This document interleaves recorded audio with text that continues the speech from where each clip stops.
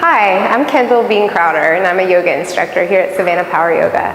I've long been a devoted distance runner, but in the mid-1990s, I discovered yoga. I've been running happily and relatively injury-free since then, thanks a lot in part to my practice. Let me share with you a great introductory yoga sequence for runners. The following sequences should be performed following a warm-up. This could mean simply practicing the sequence right after your run or doing traditional yoga sun salutations. Standing forward fold, Uttanasana, stretches the hamstrings and releases tension in the spine. Begin standing with feet hip width apart and toes pointing directly in front of you, hands on your hips. Breathe in, lengthen your spine and look up. As you exhale, bend your knees and fold forward at the hips with a long flat back until you can bring your hands to the floor, your calves, or your ankles.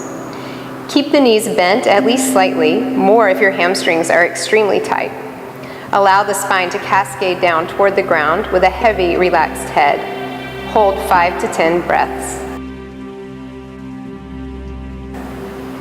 Moving to crescent lunge or Anjaneyasana, stretches your hip flexors and quadriceps muscles while strengthening the glutes.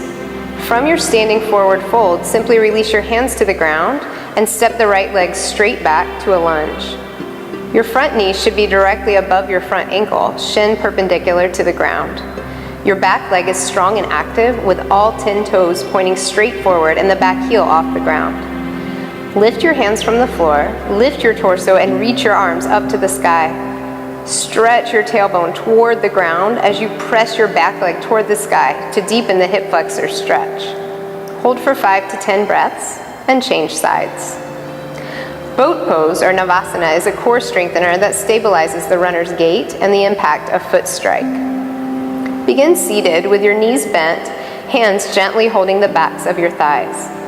Shift your weight into your sits bones, lifting your feet up off the mat, hip width apart or gently touching.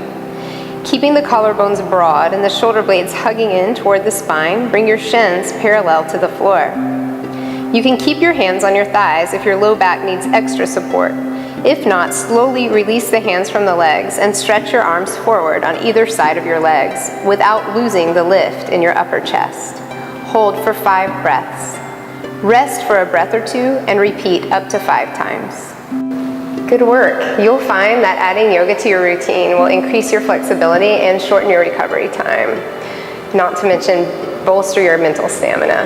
Hope to see you out on the road or on the mat really soon. Namaste.